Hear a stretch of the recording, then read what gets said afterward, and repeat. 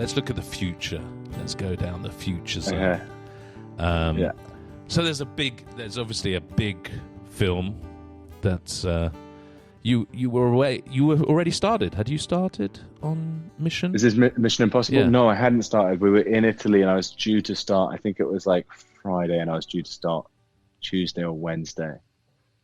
And then there was a bit of a delay, and then when it got to Wednesday, Thursday, Venice, where we were, had shut down. It was the outbreak of the virus, and they were like, we're getting everyone on planes and we're leaving. We're not starting right now. And then it was like, oh, we might start in London first.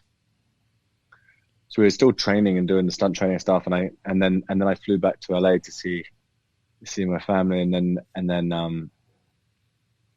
then London was their virus was spiking, and everyone was like, oh, okay. And then it became apparent that it was a worldwide thing, and productions were shutting down, all that sort of stuff. So it all got delayed. So, and then the way it's worked out, I'm contracted to do the show first, so I'm going back to do that. But they're now beginning Mission Impossible now, so I can't do it anymore, which is a shame. Oh no! Oh no!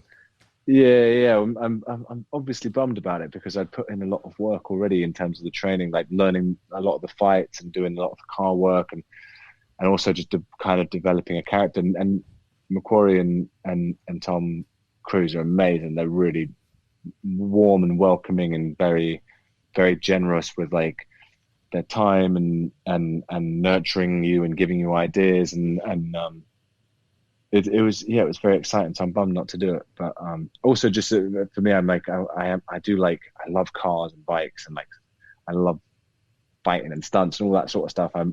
And so to be able to try and learn and do that in probably one of the best action movies around, I was very hyped about. So yeah, it's a shame, but that's the way things go occasionally. Yeah, but they'll be. I'm sure they'll keep you in mind as they move forward anyway. Yeah, well, I mean, you know what? I do trust them on that, because the reason that job came about was because I auditioned to do Top Gun, and I remember after that role didn't go my way, I got a call from Tom, and he said, you're a great actor, blah blah, but not this one. We'll find something else.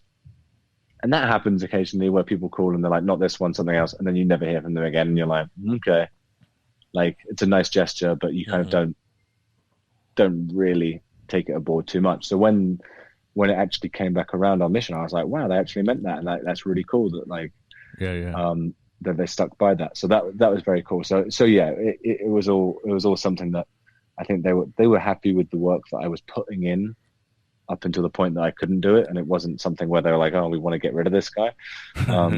So with that in mind, I'm like, I know that you were doing a good job, and I know that they were excited, I think, and that makes me think like, okay, hopefully down the road somewhere else it will come back together. I think that's really, really important thing you kind of brought up. It's one of the things that we as actors, it's the fear, I suppose, and it's this you're never auditioning for the part that you think you're auditioning for. Yeah. You're auditioning, like, do your shit. That stuff's out of your control. So you can only do the work, present something, but people remember you. They're not, like you audition for Top Gun, but you don't get that, but you're still in their mind. So, you never forget that it's a bigger picture than that. There's so often, I really want to work with that guy. Yeah, you have to look at it. You definitely have to look at it as a marathon, or like almost the whole period of your life, or your working life, that you want to do it and all that sort of stuff, where you can't, and you're going to get knocked back so many times. There's going to be things that you don't get, and all that sort of stuff. And I think very, very often they know beforehand, or they know very early on who it's going to be. So it's something where you just plod away at it, and you do have to grow a thick skin and not take it personally, and be prepared each time and do your best each time. But there's really never quite rhyme or reason to it. Like, it's very difficult to describe that process, because I've been doing it since I was a kid as well. So it's like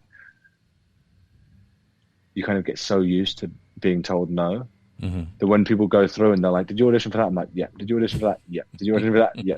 And it's like, no, but then when you look at the past, and there's things that you see them and you go, "Oh, thank God I didn't get that. It didn't end up being what it was hoped to be," or "Thank God I didn't get that. That person's so much better for it," or whatever it might be, or that one didn't work out, but that was lucky because I actually ended up doing that. So